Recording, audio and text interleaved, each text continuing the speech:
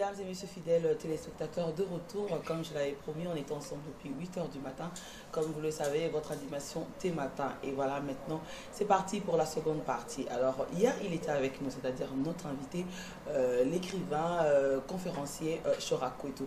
Et aujourd'hui, il est encore là, mais on a vraiment envie de poser toutes les questions que vous avez envie de connaître les réponses. Et aujourd'hui, on va plus parler de la famille. La famille, parce que l'on sait que la famille est très importante, parce que lorsque la famille est bien soudée ou encore la famille est bien unie, ça vous permet aussi que vous puissiez avoir des grands projets d'ensemble ou encore de pouvoir vous dire que voilà, on peut faire des grandes choses. Mais lorsque la famille est divisée ou encore l'on ne se comprend pas, on sait ce qui peut arriver. Vous pouvez avoir un mari qui ne pourra pas très bien travailler ou encore une femme qui ne pourra pas être épanouie ou encore heureuse, parce que la famille, c'est la base de toute chose et surtout pour l'éducation de nos enfants. Alors aujourd'hui, lui, il va nous apporter sa connaissance pour répondre à toutes les questions que l'on se pose autour de la famille, c'est-à-dire il y aura tellement beaucoup de choses à connaître. On va parler de divorce, on va parler de la dot, en tout cas beaucoup, mais aussi vous avez la possibilité de poser vos questions comme vous le faites toujours, vous les amis d'Emeraude, c'est-à-dire qu'il y a un numéro qui est affiché là qui va vous permettre donc d'envoyer vos SMS au 05 336 65 56.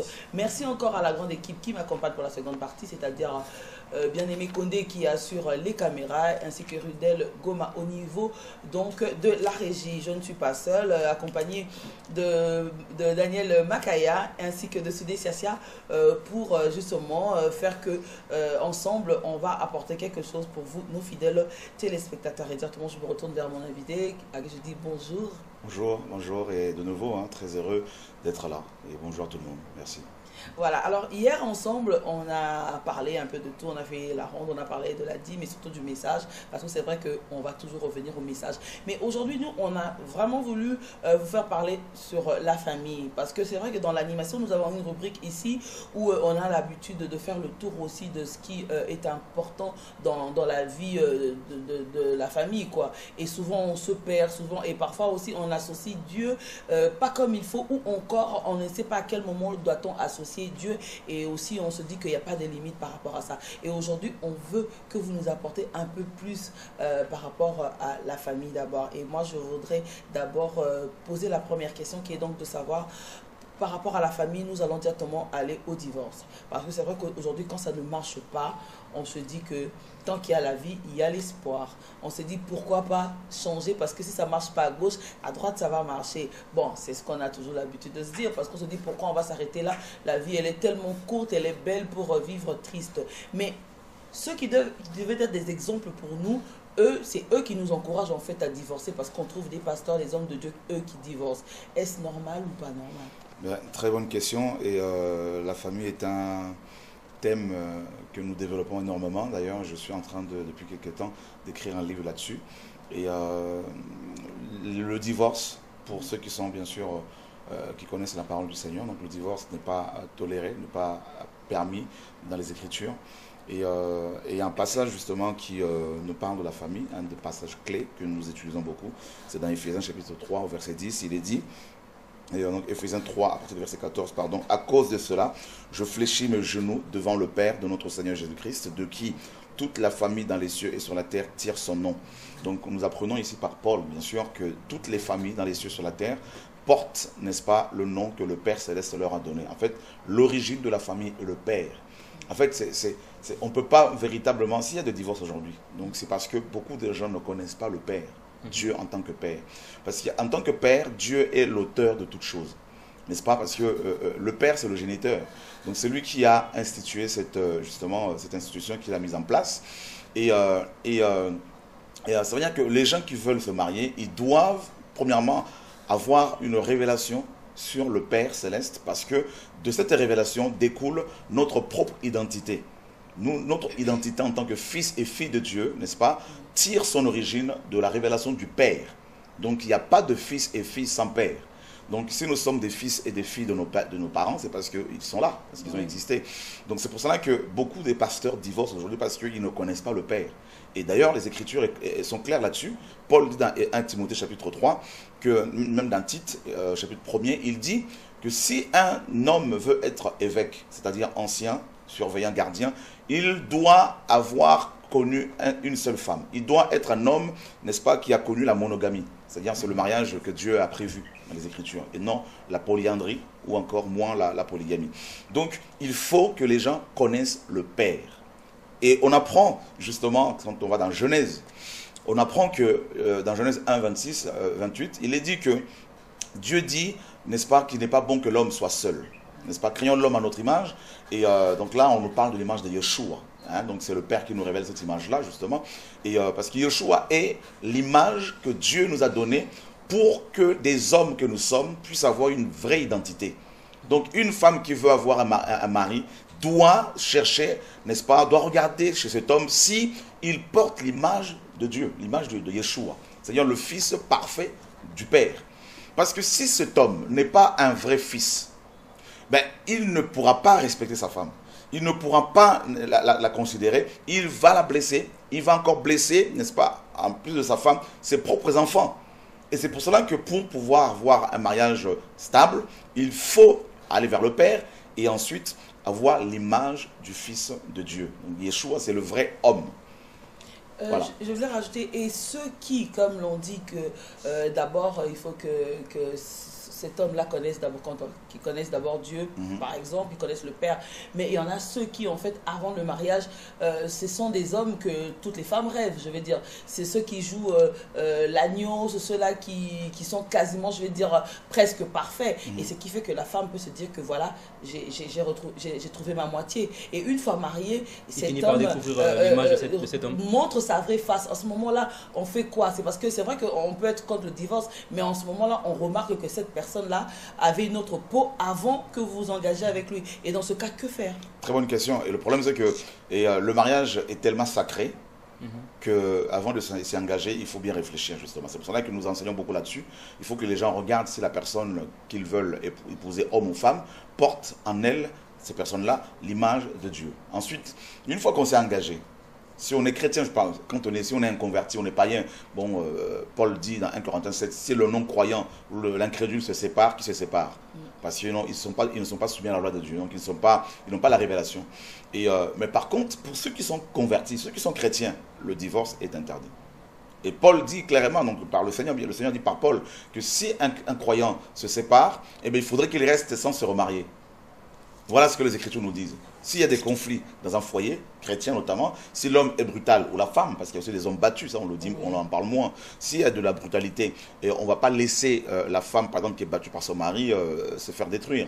Donc dans ce cas-là, il peut y avoir une séparation physique. Mais la séparation ne doit pas pousser les gens à divorcer.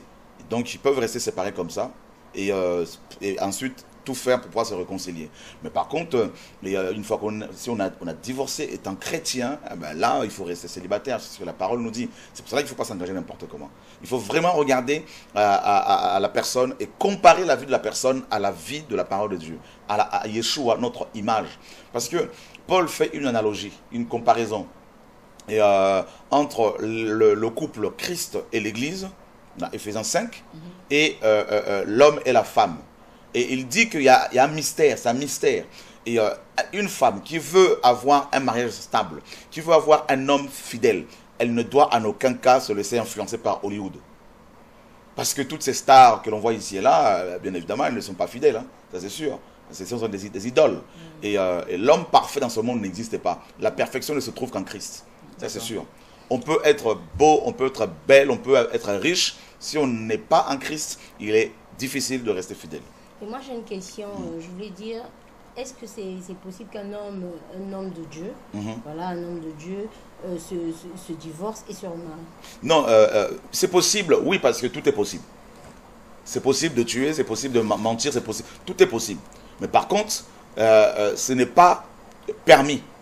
Et on peut, par exemple, prendre le passage de Tite notamment, et où Paul dit qu'en ce qui concerne les anciens, il faut qu'il ait été mari d'une seule femme. Et c'est ce que les Écritures, justement, nous enseignent.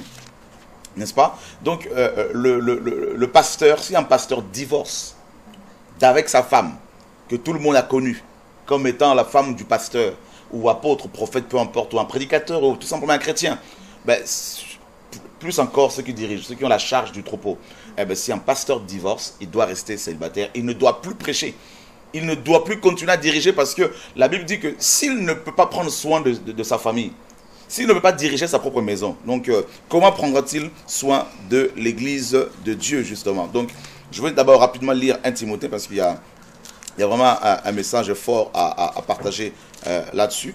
Dans 1 Timothée chapitre 3, la parole nous dit ceci: cette parole est certaine. Si quelqu'un désire la charge d'évêque, c'est-à-dire surveillant, épiscopos, il désire une œuvre excellente.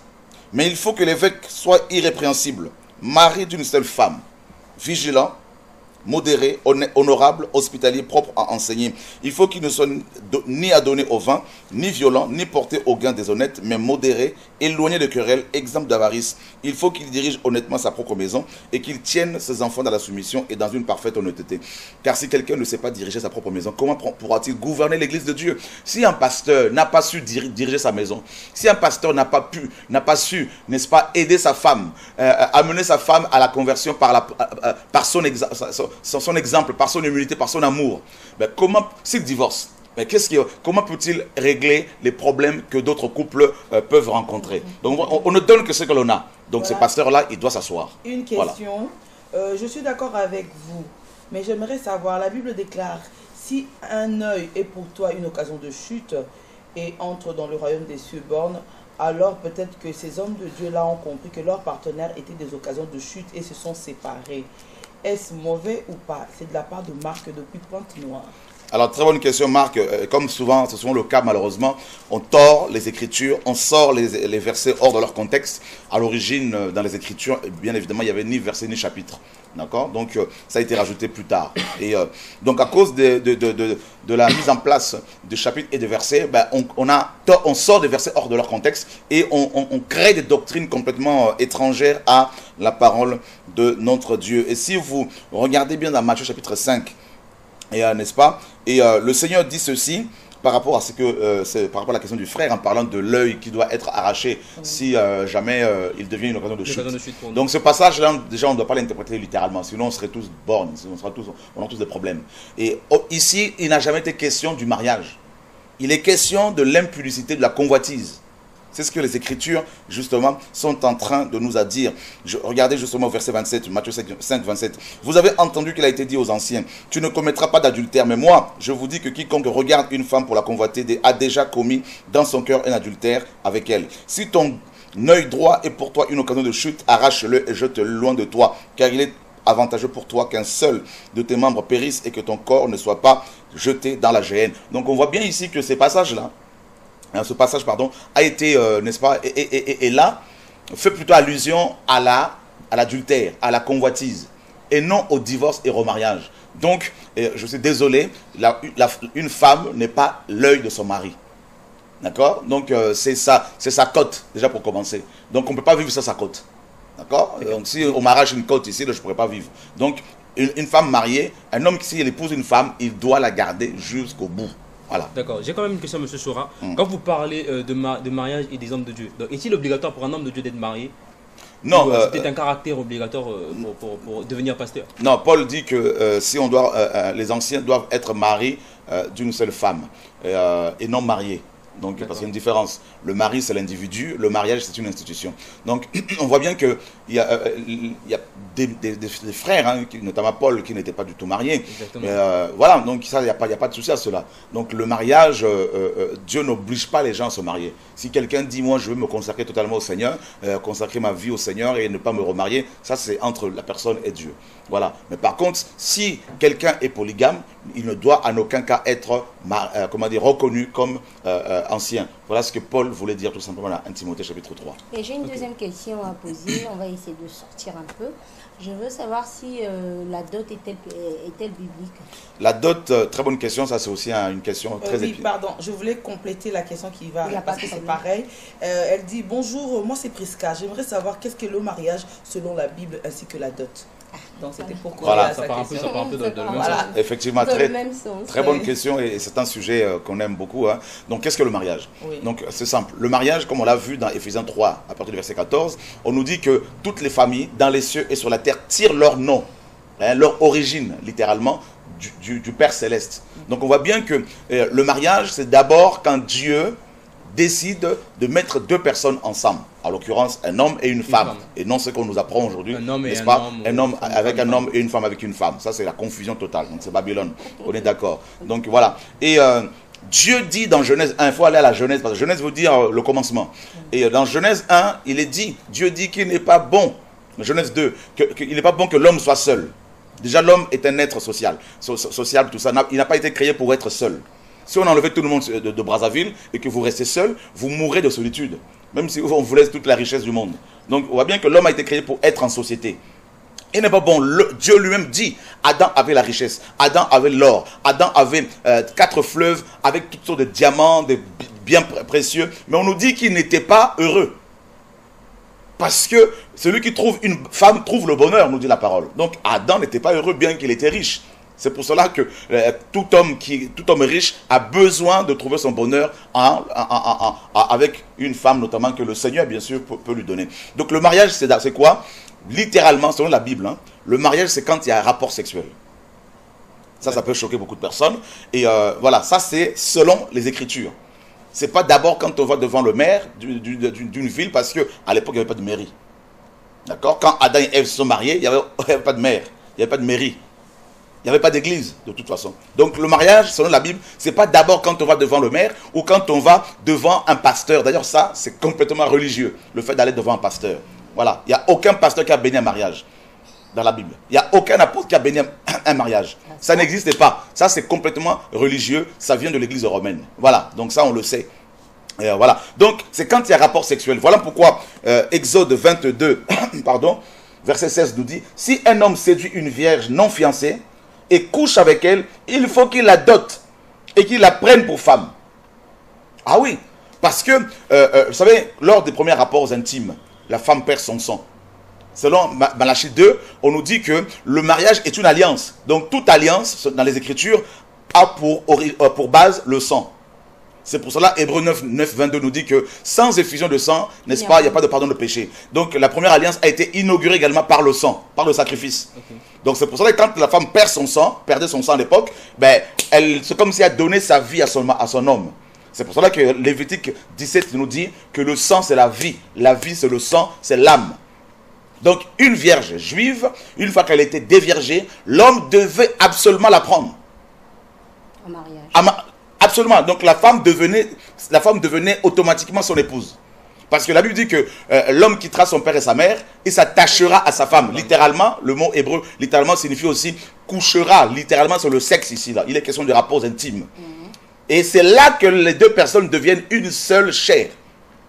C'est pour ça que Paul dit dans 1 Corinthiens 6, 18, celui qui s'attache fuit l'impudicité, parce que celui qui s'attache, à partir du verset 15, celui qui s'attache à la prostituée devient avec elle une seule chair. Vous voyez, non? Donc c'est ce que les Écritures nous disent. Donc quand on comprend les choses ainsi, on ne va pas se permettre d'aller coucher n'importe comment. Parce que du coup, ben, on épouse tout ce monde-là.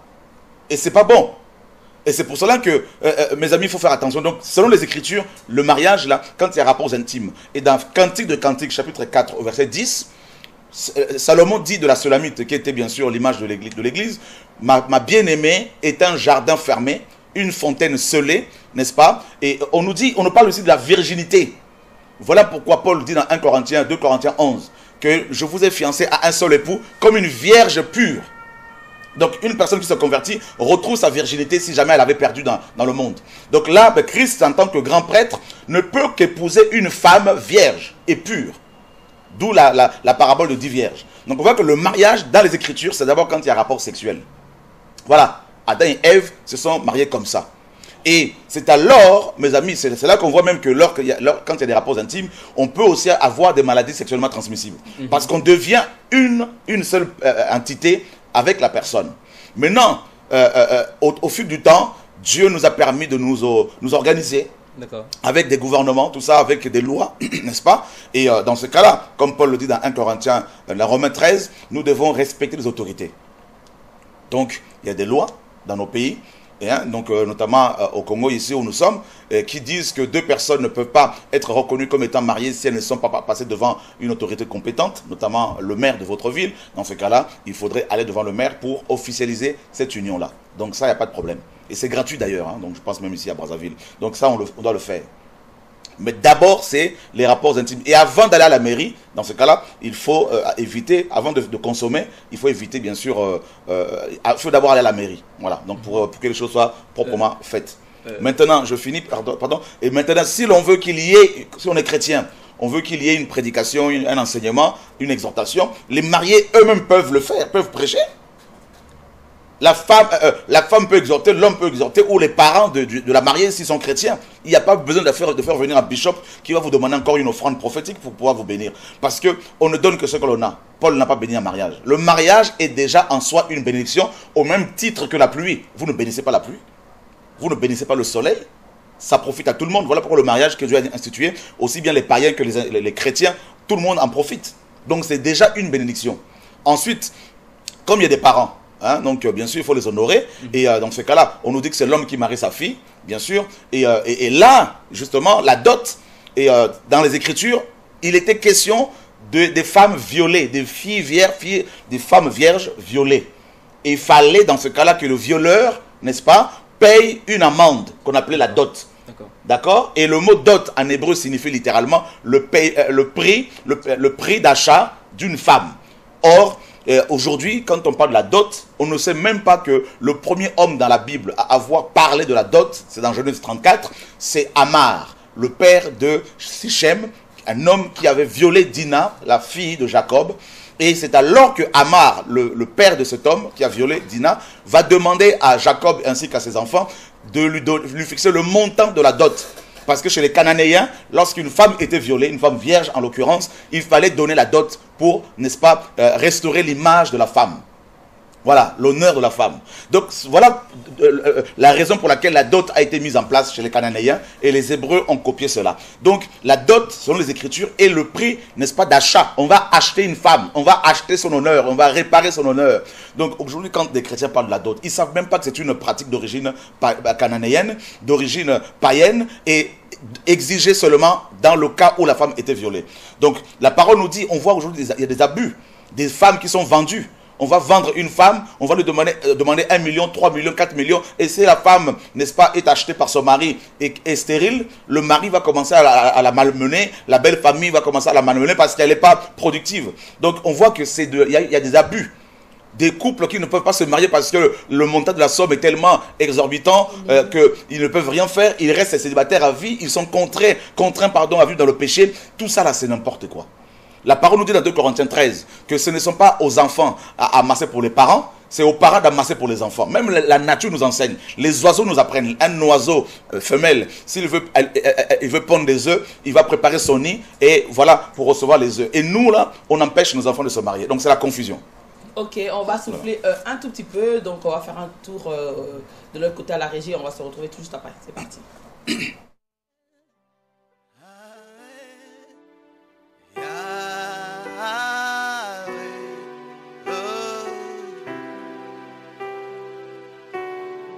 Tu es saint pour moi.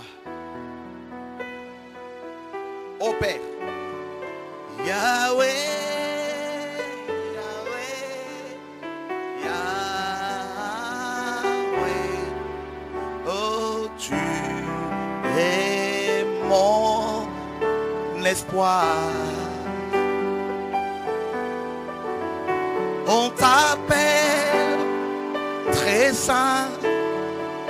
Jésus, l'amour de ma vie, tu es mon espoir. Un jour je sais, un jour je sais, un jour je sais, tu te lèveras dans ma vie, même le dernier est assis.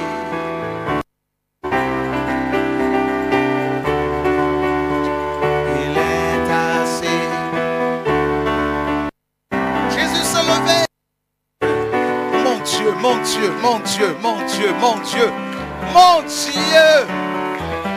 Frère, regardez l'œuvre de Dieu. Alléluia.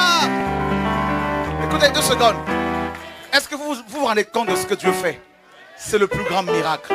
Il restaure. Oh, sois fortifié. Sois fortifié. Oh mon Dieu. Alléluia. Oh Dieu d'Israël. Oh Dieu la libère. Sors. Sors d'elle. Au nom de Jésus. Allez, sors d'elle. Allez, sors d'elle. On acclame Jésus, mes amis là. Jesus. Le démon s'est mis à genoux lui-même. Et il s'en va là. Il s'en va. Regardez, frères et sœurs, tout ce monde-là. Tout ce monde-là. Ah là là. Il n'y a plus de mots. Yeshua, Yeshua, Yeshua.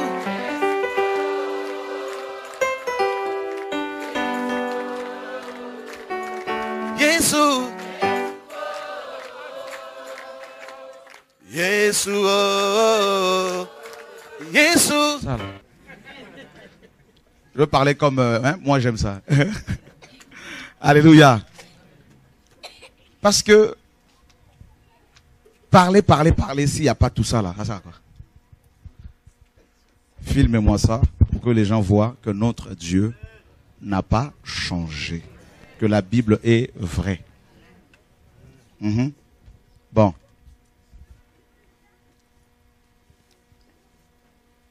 Hépatite C. Hépatite C. Bon. Tu peux confirmer, hein? Tu la connais? Non, non. Ok. En regardant, tu peux... Ben, comme toi, tu es médecin. Tu es médecin généraliste ou quoi? Gynécologue. Gynécologue? Depuis combien de temps tu exerces? Depuis 1 an déjà. Depuis 1 an déjà? Tu as ton cabinet, tout ça? Non, non, je travaille dans un hôpital en Allemagne. En Allemagne? Ah ouais, donc que Dieu soit béni. Voilà, il y a des médecins aussi. Donc tu peux confirmer, hein? Oui, c'est vrai. C'est vrai aussi? Le virus dans son sang. On n'a pas trouvé? Le virus dans son sang.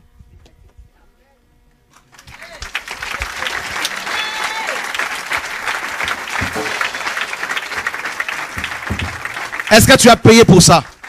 Rien du tout. Hein? Rien, ça fait 16 ans. Que tu souffres de ça? Oui. 16 ans d'hépatite C. C'est une maladie qui attaque le foie. Tu peux le micro? C'est une maladie qui attaque le foie. Je suis opéré 2 fois de cancer de foie. En 2010, on m'a fait enlever une partie de foie qui était cancéreux. Et en 2013 encore, il y avait encore le cancer. On m'a enlevé la moitié du foie. Et à 2000, là aujourd'hui, Dieu m'a guéri. Je glorifie Dieu parce que si ce n'était pas Dieu, je ne peux pas être devant vous. La mort pouvait déjà m'attraper parce que j'étais trop combattu. Surtout dans mon mariage, j'ai beaucoup eu de combats. Depuis en Afrique. En Afrique, j'avais que des problèmes de poumons. Tous les 2 poumons étaient malades. C'était des tuberculoses. Ici en France, c'est maintenant le foie. Mais par la grâce de Dieu, je suis guéri. Et l'homme de Dieu avait prophétisé pour moi à 2002 à Évry que je ne mourrais pas, je vivrais longtemps.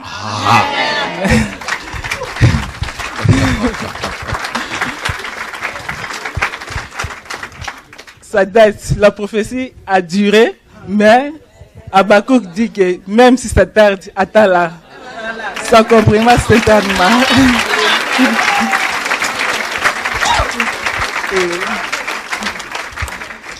Donc, j'étais très combattu. En 2014, j'avais les... C'est quoi? Méningite.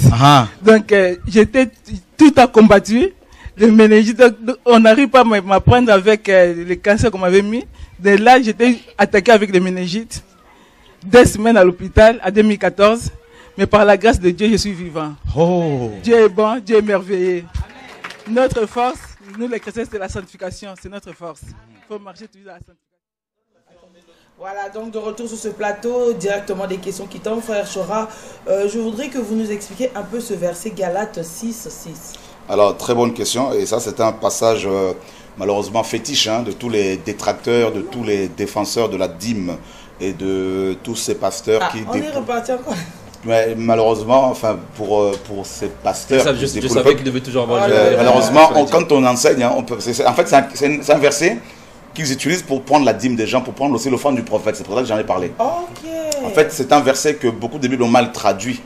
Hein, parce que le grec gamos ici ne veut pas dire bien matériel. Je veux le lire dans la BJC. Il est dit que celui à qui l'on enseigne la parole soit en communion avec celui qui l'enseigne pour tout ce qui est bon. Donc ça n'a rien à voir avec les biens matériels. Ça n'a rien à voir, j'insiste, avec les biens matériels. Le mot gamos traduit par bien, ici, dans beaucoup de Bibles, signifie littéralement tout ce qui est bon, tout ce qui est agréable, tout ce qui mérite la louange. Et ça n'a rien à voir avec l'argent. Donc, il faut que ces pasteurs arrêtent de demander l'argent aux gens à qui ils enseignent la parole.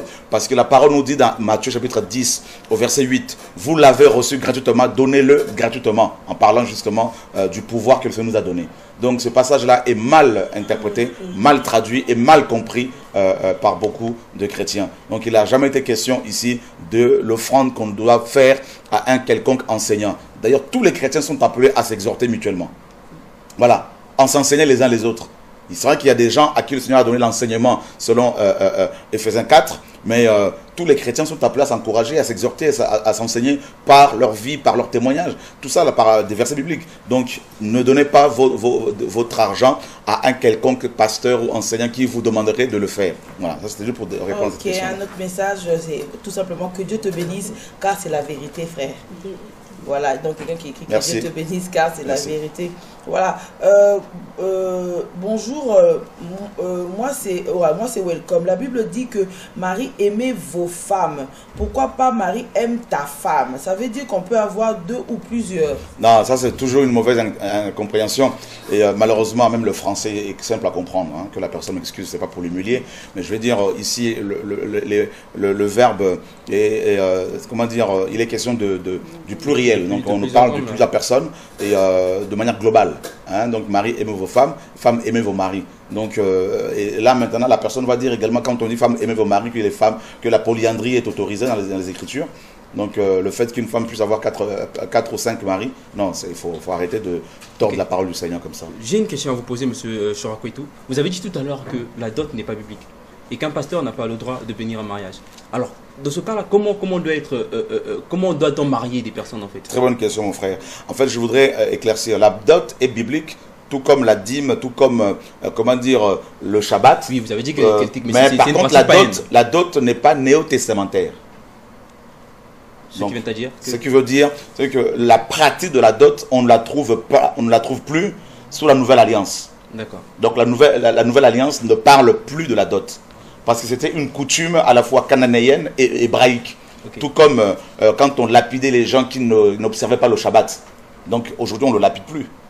À l'époque de la loi de Moïse, les femmes qui perdaient leur sang n'avaient pas le droit, étaient interdites au temple. Aujourd'hui, ce n'est plus le cas. Nous sommes le temple du Saint-Esprit aujourd'hui. Donc on voit bien que la construction du temple de Salomon est biblique. Mais par contre, elle n'est pas néo-testamentaire parce que le temps a changé, le régime a changé. Nous sommes sous la grâce aujourd'hui. Donc, comment effectivement doit-on célébrer le mariage aujourd'hui?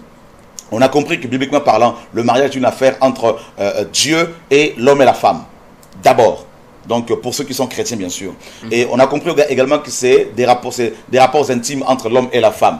Mais non, par exemple, il y a des pygmées, il y a des gens qui sont dans des coins où il n'y a pas de gouvernement, où il n'y a pas de loi. Eh bien, ils se marient comment? Comme dans la parole, hein. C'est-à-dire, ils vont voir les familles, et puis ils ont des rapports intimes, l'homme prend la femme, et puis c'est fini.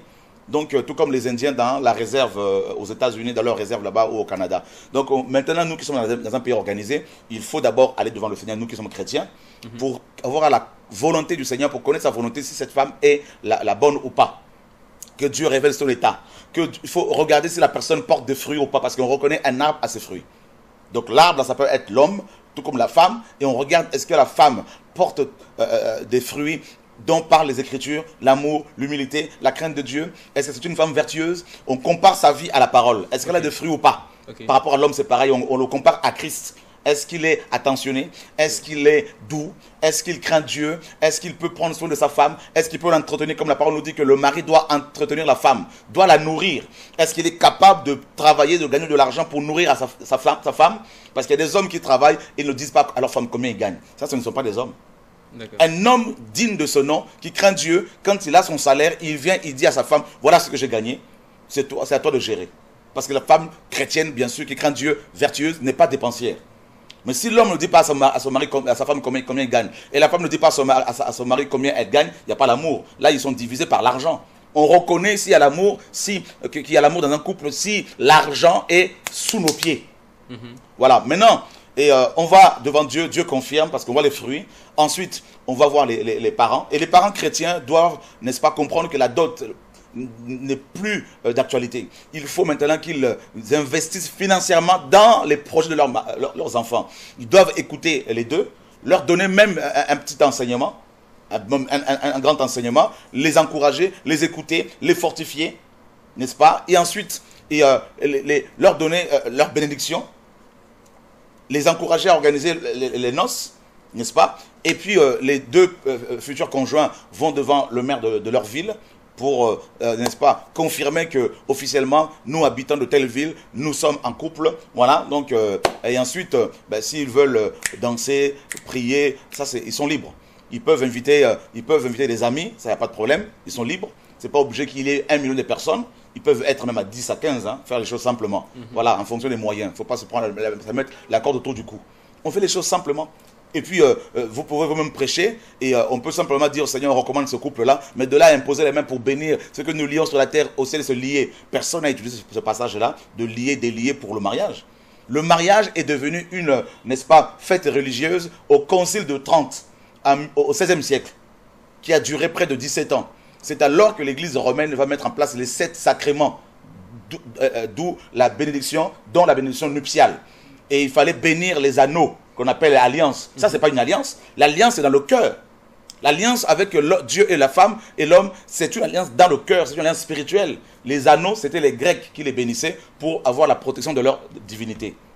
Et l'Église romaine a pris cette coutume-là, introduit en son sein pour commencer à bénir les anneaux, tout ça. Et je ne dis pas que ce que le porte pêche, c'est pas ça, mais je dis simplement que cette pratique est d'origine grecque. Maintenant, on commence à bénir le mariage avec des témoins. Il fallait 2 témoins, 2 diacres. Donc voilà, la bénédiction nuptiale est d'origine catholique romaine. Donc il faut comprendre que c'est Dieu qui bénit. Nous sommes déjà un peuple béni, comme Éphésiens 1:3 le dit. Nous sommes bénis de toutes sortes de bénédictions spirituelles dans les lieux célestes. Voilà, c'est ça qu'il faut comprendre. Ok, voilà. On va repartir. Attends, pardon, parce que c'est les téléspectateurs qui réagissent. Bonjour, je transmets mes salutations au frère Chora. Je voulais dire que ces enseignements, le premier jour du séminaire, étaient riches. Je veux qu'ils viennent aussi à Pointe-Noire. Et donc, donnez-nous le numéro, s'il vous plaît. Donc, on va donner le numéro. Tout à l'heure, je continue toujours. Frère Chora, on a besoin de vous à Pointe-Noire pour bénéficier de votre grâce, s'il vous plaît. Bonjour, c'est Doya Mounéné. Merci pour tout ce que vous dites. Voilà. Bonjour Tématin, que Dieu bénisse ce frère. Où prie-t-il? L'adresse sur Brazzaville, s'il vous plaît, car tout ce qu'il dit c'est la vérité. Donc on va vous donner l'adresse. Je vous rappelle aussi que le frère Chora, il est ici à Brazzaville pour plusieurs jours, et donc vous allez le retrouver au 173 Wendé 173 avenue des Trois Martyrs à Wendé, à partir de chaque jour, à partir de 15h jusqu'à 19h30, 20h par là. Et le numéro de téléphone, Soudé va vous donner le numéro de téléphone. C'est le 04 106 86 84, non 84, excusez. Je reprends pour plus de précision. Le 04 106 86 84. Encore, s'il te plaît. Le 04 106 86 84. Voilà, et donc l'adresse c'est au 173 avenue des Trois Martyrs, Jeanne Vial Wendé, juste en face de l'immeuble voilà. MP. Voilà, en face de l'immeuble 2MP, voilà. Juste sur l'avenue des Trois Martyrs. Donc vous allez retrouver frère Chora chaque jour à partir de 15h jusqu'à 20h. Il est là, vraiment dispo pour vous écouter. Il est là pour 12 jours jusqu'au 22 par là. En tout cas, après, si le Seigneur va le conduire jusqu'à Pointe-Noire, peut-être, on ne sait pas. Mais en tout cas, je sais que Pointe-Noire, vous n'arrêtez pas d'envoyer des messages. Vous avez besoin de frère Chora. D'ailleurs, pour vous rappeler encore par rapport à son invitation, on va repartir de l'autre côté de la régie. On va donc demander à Rudel Goma de nous balancer déjà le message que Fachoré est venu partager avec la population brazzavilloise, parce que c'est ça la raison de sa venue, et nous on a profité pour la voir ici pour qu'il puisse partager avec nous toutes ces belles choses, moi je vais dire, parce que ça nous apporte un plus. Il y a des couples qui écrivent, des mamans qui écrivent merci Fachora, tu nous donnes encore plus de courage de nous battre pour nos mariages.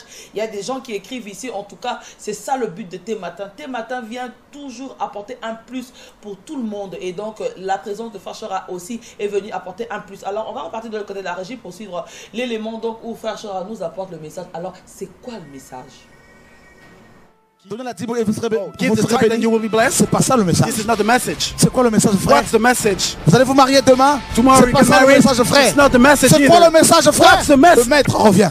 The master comes back. Ton voisin, il revient. Tell your neighbor he comes back. Il revient. He comes back. Il revient pour deux choses.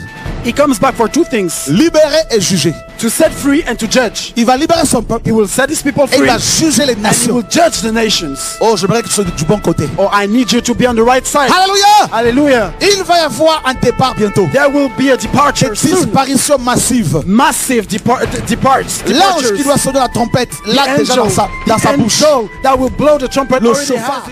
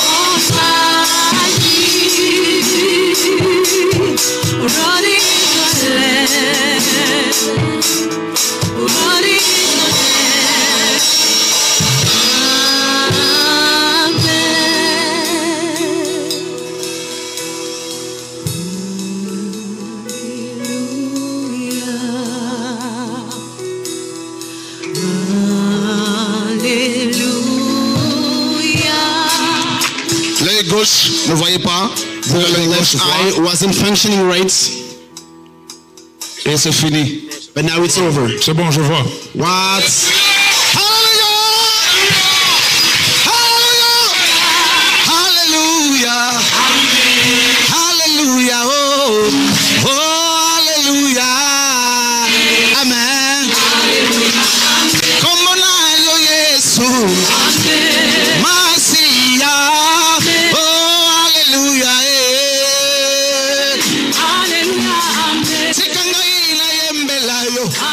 Laisse-moi t'adorer. Les aveugles comment ils voient Jésus. Merci, donc c'est tout simplement pour vous accompagner avec des miracles comme ça, donc pour que vous puissiez voir comment est-ce que Dieu est grand et que nous on bénéficie justement de la présence du frère Chora sur ce plateau de Thé Matin. Bonjour, c'est Prisca. Il y a des années de cela, j'ai perdu ma virginité alors que je n'étais pas mariée. Je suis devenue chaste, mais un pasteur me considère comme une souillure. J'ai alors décidé de ne pas me marier parce que je me sens sale et pourtant je prie. Ma sœur Prisca, ce pasteur est un charlatan, est un faux pasteur, un homme que certainement le diable a envoyé. Vous me trouverez certainement dur, mais malheureusement c'est la vérité. Pourquoi? Parce qu'on ne peut pas condamner une telle femme. Elle a perdu sa virginité dans le monde, n'est-ce pas? Étant inconvertie, étant païenne. Et qui peut aujourd'hui dire qu'il mérite le salut? Même ce pasteur-là, qui n'a jamais péché. La parole nous dit dans Actes chapitre 17, n'est-ce pas? Paul dit ceci, que Dieu ne tient pas compte du temps d'ignorance. D'accord? Et la parole est claire. Donc Dieu ne tient pas compte du temps d'ignorance. Donc quand on était inconverti, on a fait des choses parce qu'on n'avait pas l'éclairage. Maintenant, que ma sœur comprenne que depuis sa conversion, sur le plan spirituel, elle a retrouvé sa virginité. C'est pour cela que 2 Corinthiens 13 nous dit, n'est-ce pas, 2 Corinthiens 11, pardon, Paul dit que nous chrétiens, nous sommes une vierge pure. Donc nous sommes considérés comme l'épouse de Christ, nous sommes l'épouse de Christ et vierge et pure. Donc ma sœur, tu peux te marier avec un chrétien que Dieu te montrera et tu peux vivre le bonheur familial avec cet homme que Dieu va, n'est-ce pas, t'envoyer. Sois encouragé et sors de ton ignorance, sors de ta condamnation et que Dieu soit béni. Et d'ailleurs, si je viens en Côte d'Ivoire, parce que je serai en Côte d'Ivoire certainement sous peu, et il y aura toutes les informations sur TV de vie, hein, n'est-ce pas? Et là, on pourra se rencontrer et pourquoi pas, si Dieu permet, venir même exhorter à ton mariage. Voilà, donc quasiment dernier message parce que nous sommes arrivés à la fin de l'animation. Abidjan, vous avez eu les réponses parce que vous réagissez beaucoup. La Côte d'Ivoire, voilà. Madame, pour moi, c'est le meilleur invité de Thé Matin.